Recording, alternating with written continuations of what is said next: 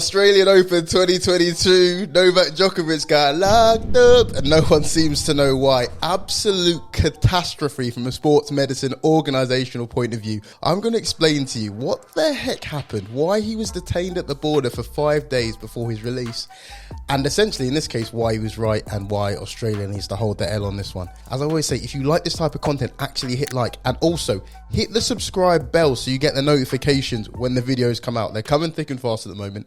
Other than that, let go.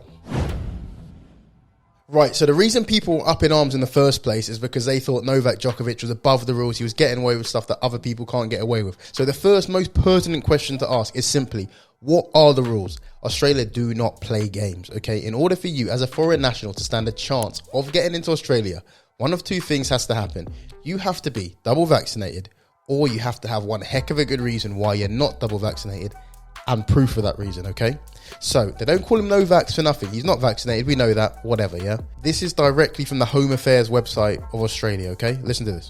Individual exemptions can be requested by travellers who are not holders of an eligible visa or who are unvaccinated holding any visa type, right? I've then looked down the list and it says, you may be considered for an individual travel exemption by the Commissioner of the Australian Border Force if you are. I would say the one that's most applicable to Mr. Djokovic would be a foreign national whose entry into Australia would be in the national interest, supported by the Australian government or that's important, a state or territory government authority, okay? So long story short, even if he's unvaccinated, he can receive an individual exemption to get into the country, and he was under the impression that he had one, okay? So let's follow the story on, okay?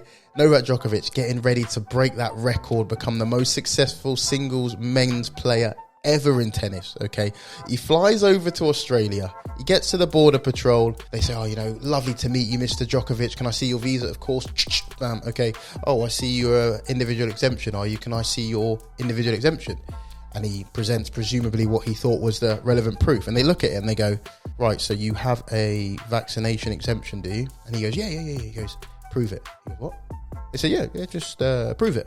And he's like, well, I don't know, it's got this letter. And he goes, nah, that's not going to cut it. So the second question then is, what proof did Novak Djokovic need to present to the Australian Border Force, okay? And again, this is directly from their website. If you are coming to Australia and have a medical contraindication recorded in the Australian Immunisation Register, the AIR, that's super important, you can show an Australian COVID-19 digital certificate to airline staff, okay? If you do not have your medical contraindication recorded in the AIR, you will need to show airline staff a medical certificate that indicates you are unable to be vaccinated with a COVID-19 vaccine because of a medical condition, okay? The medical certificate must be in English, blah, blah, blah, blah. They need something very, very specific that he did not have at that moment in time. So guess what they did? They ripped up his visa and they said, nah, sorry, come to this hotel and sit. Unbelievable. Okay, so now here is where I start dishing out some L's to Australia because they made some big mistakes. Okay, number one, if you look directly on their Home Affairs website, right? Okay, so even if Djokovic didn't have the relevant proof, it says here, airlines are responsible for ensuring your proof meets these requirements. He shouldn't have had to go through that because he shouldn't have been allowed on the plane. Probably he went private jet, whatever, but he should not have been allowed to even take that flight without all the proof already in place, okay? Clearly states on the website. So firstly, that's just poor. To make someone that high profile come all that way just to mug him off like that, shocking. But secondly, and most importantly, I found a letter that was sent out to the athletes from the Australian Open organisers, specifically stating what they need to do regarding COVID, okay? Obviously, it talks about people who are fully vaccinated, etc., but specifically for those requiring this medical exemption, okay? It says this. You may also enter Australia with an overseas medical exemption certificate, but under Victorian laws, unfortunately, you will not be allowed to access venues such as Melbourne Park until your medical exemption is reviewed by an Australian medical practitioner and recorded on a central register called the Australian Immunisation Register. So this is what we spoke about earlier, the AIR. Now here's where it gets hairy. Now here's where the L comes in, okay? Firstly, they've made it clear what the situation is.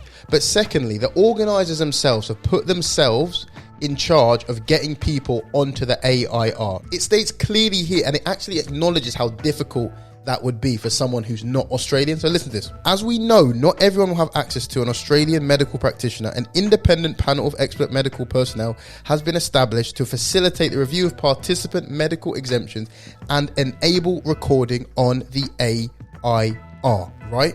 So that is a big L. The organisers are in charge of sorting this out, and I'm not quite sure what happened, but it didn't happen. Because what should have happened is Djokovic should have arrived. He should have had some availability to show he's on this Australian immunisation register, or they could have looked him up on the register and he'd gone straight through. So I don't know what's happened there, but somebody has dropped the ball on that massively. So then the third question is simply this, why did he think he had an exemption? Probably because he was told so clearly in writing once again. Whether or not you use the independent panel or use your own Australian doctor, all medical exemptions must meet the ATAGI guidelines, okay? I'm not going to make you look it up because I've looked it up for you and I found out what the situations are where you can get an exemption.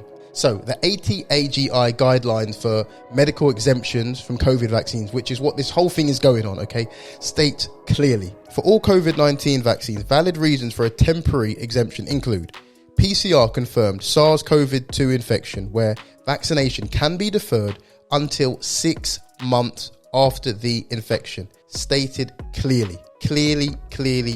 So that is another L. That's exactly what the judge said. The judge specifically said, what more did you want Mr. Djokovic to do? Okay. He sent proof that he's been ill within the last 6 months of COVID, and it was on the tournament's organisers to sort all this out, and they didn't. So there's nothing more he could do, really. And there's no reason to cancel his visa for all these people saying, oh, he got in by this method, that never. No, it is all written clearly. The final L has to go to the Australian government, specifically the Australian president and the Australian Home Minister, okay? How they handled this was so overly political. It was so unfortunate for Novak Djokovic. Listen to this clearly. Listen to this. This is clearly on the Australian website, okay? Individual travel exemption. A foreign national whose entry into Australia would be in the national interest, supported by the Australian government or a state or territory government authority, okay? So the state of Victoria can give him this individual exemption. However, when under pressure, Home Affairs Minister Karen Andrews, she said this: while the Victorian government and Tennis Australia may permit a non-vaccinated player to compete, the federal government can enforce its requirements at the border. Okay, does that make sense to you? So they're saying, okay, he's allowed to be in Victoria, he's allowed to compete, he just can't get across the border. I don't understand whether they thought he needed to do a little Goku instant translocation directly to the stadium on match days and then back to Serbia afterwards, or what. Shocking organisation. Weirdly, I stand with Novak on this particular thing because I disagree with him on a lot of things, and I really do not rate the way he handled his infection with COVID-19. He was seen multiple times after testing positive, 2-3 days afterwards, shaking hands at public events. He clearly did not isolate. I cannot condone that in any way, shape or form. What I can say is in this particular situation, he was in the right. Hope you enjoyed the video. Hit the bell. See you on the next one. Peace.